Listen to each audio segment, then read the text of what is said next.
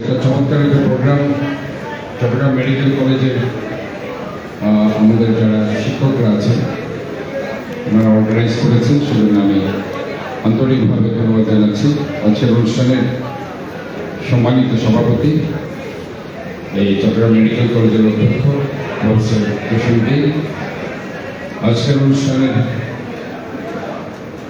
সম্মানিত বিশেষ অতিথি আমাদের সবারই স্যার, আমাদের আসলে পড়িয়েছেন, নাটকে পড়িয়েছেন এই Chittagong medical university we can say founder VC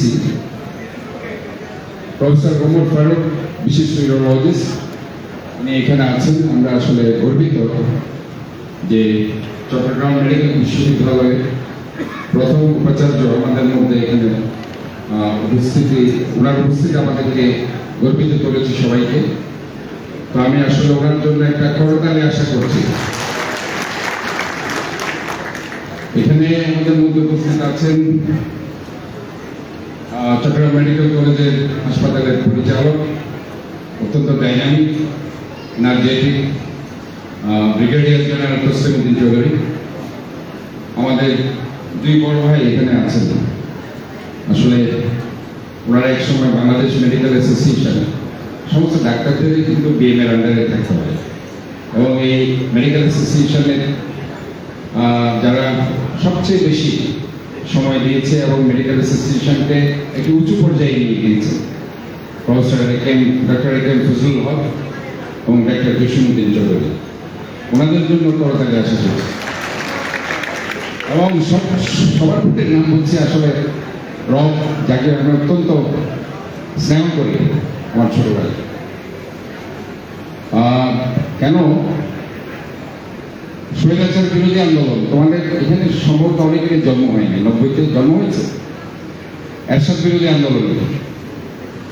doctor রব এরশাদের পেটুয়া বাহিনীতে আহত হয়েছে, সেই ভাইস প্রিন্সিপাল ডাক্তার আব্দুল রব এখানে আছেন। আমি সবাইকে আজকে এখানে এই উপস্থিতি, আসলে অনেকের এখানে অনেক অবদান আছে।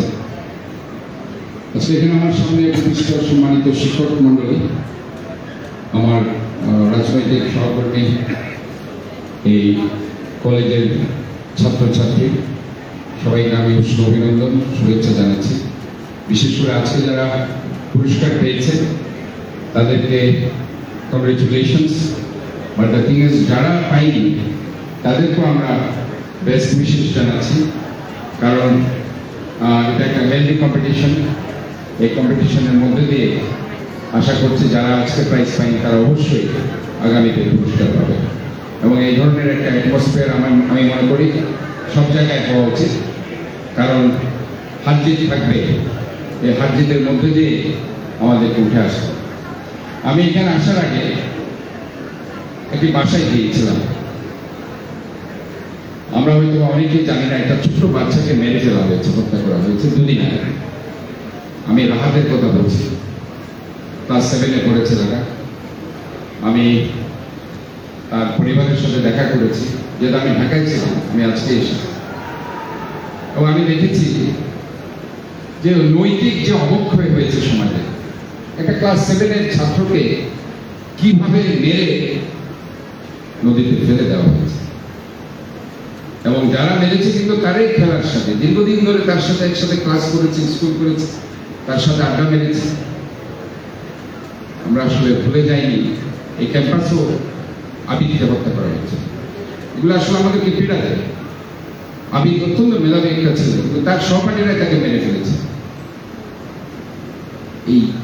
এই জায়গায় আমাদেরকে অ্যাড্রেস করতে হবে। This is very important. আমরা যদি আমাদের প্রতিটি জায়গায়, সেটা মেডিকেল কলেজ হোক, স্কুলে হোক, ইভেন নার্সারি, মাধ্যমিক, উচ্চ মাধ্যমিক, ইউনিভার্সিটিতে হোক, প্রত্যেকটা জায়গায় আজকে নৈতিক শিক্ষার চরম অবক্ষয় আমরা দেখতে পাচ্ছি। এটা আমাদের জন্য ভেরি অ্যালার্মিং সাইন। আমরা শুধুমাত্র পুঁথিগত বিদ্যাতে আমরা আটকে যাচ্ছি। আজকে হয়তো আমরা anatomy, physiology, medicine, surgery, Guyton, জ্ঞান সব পড়তে পড়তে এমন অবস্থা হয়ে গেছে, আমরা আসলে সমাজ সাথে যে একটা সম্পর্ক থাকা উচিত সেটা আমরা ভুলে যাই। আমরা আজকে এখানে অথবা বড় ডাক্তার হওয়ার জন্য আমরা স্বপ্ন দেখেছি, কিন্তু বড় ডাক্তার হওয়ার পাশাপাশি একজন সত্যিকারের মানুষ হিসেবে আমাদের গড়ে উঠতে হবে। এবং এটার জন্য সবচেয়ে বেশি দরকার পারিপার্শ্বিক যে পরিবেশ, শুধুমাত্র পড়াশোনার মধ্যে আবদ্ধ থাকলে হবে না। এই যে খেলাধুলা, সাংস্কৃতিক চর্চা, ক্রীড়া চর্চা, প্রত্যেকটি জায়গায় আমাদেরকে কাজ থাকতে হবে। একসময় আমরা এখানে খেলেছি, আমরা ডক্টরস ক্লাব করেছি, আমরা নিজে খেলতাম। আমি একজন ক্রিকেটার ছিলাম, আমি ফার্স্ট ডিভিশন মেট্রোপলিটন ক্রিকেট খেলেছি। আমি ডক্টরস ক্লাব আজকে বলেছি জন্য যারা এখানে ক্রিকেট ফুটবল খেলছে, আমি এখন চট্টগ্রাম জেলা ক্রীড়া সংস্থার চিফ অ্যাডভাইজারের দায়িত্ব আছে মেয়রের পাশাপাশি। আমরা সুযোগ করে দিতে পারি, খেলো তোমরা, শুধুমাত্র মেডিকেল কলেজের মধ্যে কেন তোমরা আবদ্ধ থাকবে তোমরা। আমরা পেরেছি, এক সময় আমরা অনেক বড় বড় টিমকে হারিয়েছি। ডক্টরস ক্লাব আছে, ডক্টরস ক্লাবের এক সময় প্রয়াত হারুন ভাই, গোলাম মুর্তজা হারুন, শেখরের ফাউন্ডার চেয়ারম্যান, উনি ছিলেন প্রেসিডেন্ট, আমি ছিলাম সেক্রেটারি। এবং আমরা এটা করেছি, এই ক্লাবটা এখনো আছে, শুধুমাত্র মেডিকেল কলেজের স্টুডেন্ট এবং ডক্টরসও সেখানে খেলতে পারবে। এটা একটা বাইন্ডিং সেখানে আছে, বাইরে কোনো প্লেয়ার সেখানে খেলতে পারবে না। এই ক্লাবটি আমার মনে হয় আবার আমাদের স্টুডেন্টরা আজকে এখানে আছে, তারা অর্গানাইজ করতে পারে, ডক্টরস অর্গানাইজ করতে পারে, খেলার সুযোগ ইনশাল্লাহ আমি করে দেবো। এগুলোর দরকার আছে। একসময় আমরা বাইরে খেলতাম, মেডিকেল স্টুডেন্টরা সবাই যেত, আড্ডা মারতো, সেখানে খেলা দেখতো এবং এগুলো হতো, কিন্তু এখন কমে গেছে। আজকে যে ডিবেট কম্পিটিশন আমি দেখতে পাই, আমি দৃষ্টির বিভিন্ন কম্পিটিশনে আমি যাই গেস্ট হিসেবে, ডিবেট কম্পিটিশনে এখানে আমাদের অনেকে যায়, এটা খুব দরকার। এইগুলো না হলে পরে আলটিমেটলি আমরা সত্যিকারের একজন মানুষ হতে পারবো। তা আমি আশা করছি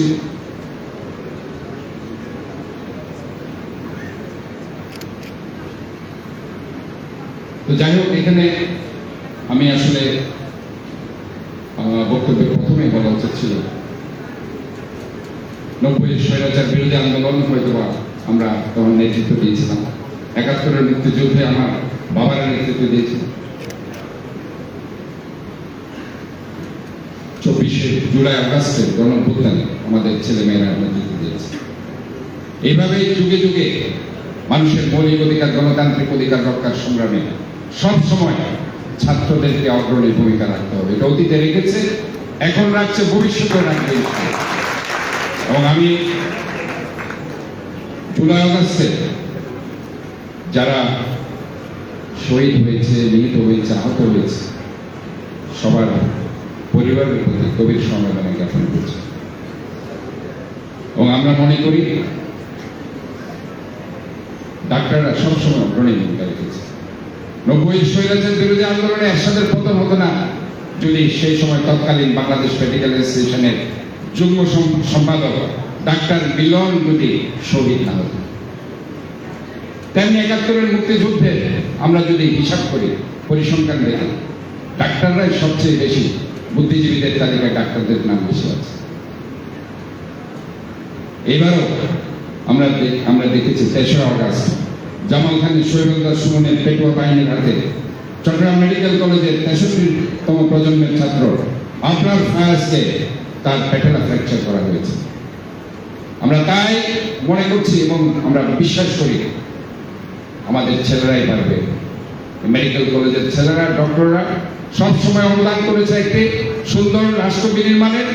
ইনশাআল্লাহ আগামীতে একটি সুন্দর, সমৃদ্ধশালী, দুর্নীতিমুক্ত, গণতান্ত্রিক বাংলাদেশ তৈরি করার জন্য মেডিকেল কলেজের ছাত্র ডক্টররা ভূমিকা রাখবে, এই আশাবাদ ব্যক্ত করে সবাইকে ধন্যবাদ জানিয়ে আমি আমার বক্তব্য শেষ করছি।